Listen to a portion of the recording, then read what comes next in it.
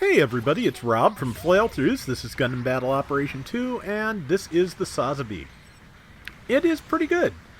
I was almost there on my Japanese account, as you saw. I managed to wrangle up the tokens to do steps, I think I hadn't done 5 and 6 by the last time you saw me. I got enough tokens together to do 5 and 6, and then I just needed 7, so I went and bought some yens, and now I have the Sazabi and the Psycho Frame.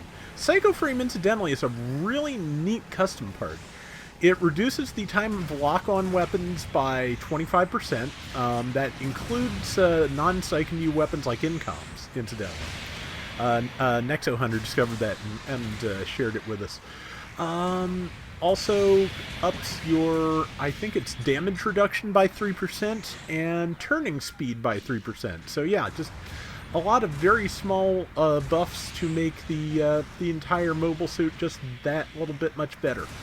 And it works pretty well. And stacking with the Psycho Frame ability of the new Gundam and Sazabi to reduce lock-on time for your funnels, it locks on in just no time at all when you're in critical health.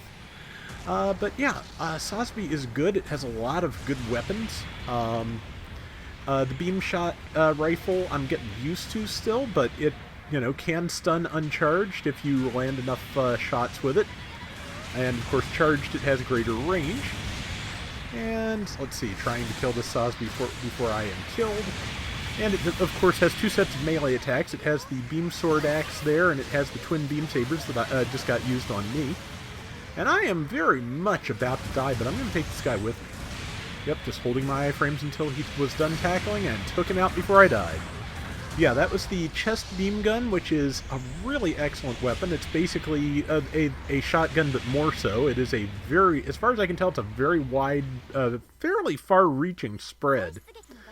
And it does not require a charged fire. It can be used while boosting. It just has a fairly long cooldown time. Also has follow funnels, which New Gundam doesn't, so another attack to use while boosting. So, yeah, it's got a lot of good moves to use while on the run, which is something I always like, because, yeah, basically, it's a mobile suit. The more mobile you stay, probably the more you'll stay alive. I'm trying to get away from the person who's behind me and deal with this Sazabi in front of me. And there's the belly gun again, but did not. It got iframes and managed to dodge it. And the person behind me just accidentally stunned me, so I'm just pulling back. Locked on with some funnels, landed a tackle between the two. I might get the kill. Nope, they got the kill in the end. And now there's this Zeta HML in my face, which is a good counter for Sazabi, incidentally, if you need one. If you have the Zeta HML, it works really well for that, especially if you just use the Hyper Mega Launcher and aim for feet. Because just like the biosensor of the Zetas and Double Zeta, going into the special mode does not repair your legs, so you can just end up falling on your face when you're in your critical super mode. So yeah, just trying to stun this person so I can line some stuff up. Move to the follow funnels. I think, no, belly gun's not quite ready, so in terms of ranged attacks, I am pretty much down to the shield missiles. Now I've got the belly gun, but unfortunately somebody's behind me, so I'm never going to get to use it. So, should have moved in for melee sooner, but wasn't really sure I could take them, so was kind of hoping to just stun them and then go in. But could be worse. As I recall, the start to this round was a little bit rough, and it gets better from here. This is not live commentary, I'm afraid, but to be honest, I'm still worn out, and it's Saturday night, the 8th of August. I'm still a little worn out from taking my dad to the doctor the previous day. I was spacing on poor Salty earlier after we did the stream. And, because, yeah, like, once there weren't people watching, my concentration was shot, and that was it for me. But, yeah, so, okay, got that new Gundam, and there's somebody next to me, which I didn't quite notice. Because the Sazabi is huge, you kind of have to watch your radar very carefully. And if I hadn't done my second swing, I probably wouldn't have gotten tackled, because the first one the damage took, and then they tackled. And yeah, if I hadn't moved to the downswing, I probably would have been fine. I've got funnels I'm trying to lock onto that HML, but I also would like to not take a major hit, so I'm just kind of trying to scooch around. Tagged it just as I became an ace, and for some reason I am still trying to fight a support as a general ace, like a smart. But luckily this time I have allies, so, you know, this part of the program worked great. And yeah, that was just perfect. Yeah, I sent thanks, because yeah, that person not only bailed me out, but set me up perfectly. So that was great. And yeah, we've got a slight lead, 11,759 to 9615. Considering every kill that is actually of a 700 mobile suit by an ace, or, you know, killing an ace, is 2,100 points at this cost. Yeah, that's not going to mean too much, that lead. It might mean more if I can sneak up on that person and kill them, but I just have to get close. And I felt like the ace was a slightly more high priority target, because again, if you can limit the enemy team's potential, you're in a good spot, but I also got myself surrounded again because I was not paying anything close to enough attention. New Gundam and Sazabi have equal priority, so they can clash, of course. I do regret that I did not get, Sazabi's special, windmill counter going, but you'll see it at some point. It's really kind of goofy, but fun.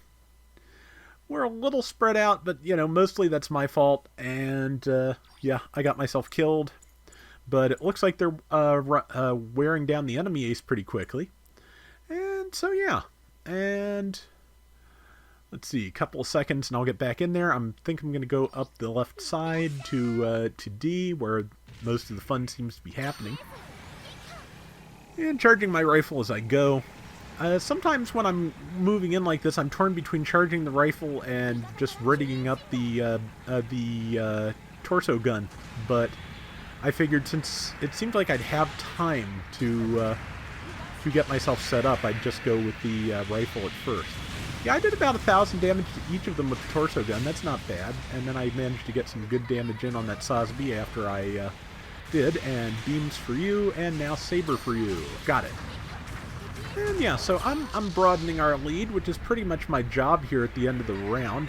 Broaden our lead and, don't wander off too far and endanger it. That's the game. So that's what I'm trying to do, but I am just taking that Zeta HML head on, which I shouldn't be doing. Missed it by a mile, wasn't even in the neighborhood. It was not quite ready for my range this time, but there's an enemy behind me that kind of is, so it downswung in the wrong direction. Got a shot off on somebody. Its tackle didn't take, and luckily I built this for defense, and I don't think there's enough time to really kill me, so that's good. Yep, I am good. The round is over, and we have won. So, yeah, Sazabi is fun. I may try for a space round as well at some point, or I may get one from somebody else, not sure. But you will probably see this beast again. But yeah, I did pretty well. Top score at 7881. Most targeted as the ace and as the person who charged into the middle of the enemy. And 103,000 damage. 5 kills and 3 deaths, not bad. So that is going to do it for today's Gundam Battle Operation 2. Till next time, everybody take care and have fun. Later! I also lucked out because I bought the, I needed 30 tokens. I hadn't gotten the 60 token pack on my Japanese account, of course, so I had 30 extra. I put those into the GBO Days Guaranteed 3-star banner, and I got the XS Gundam Level 2, which I'd been wanting an XS forever, and I think I have at least one request for it, so that was nice to see.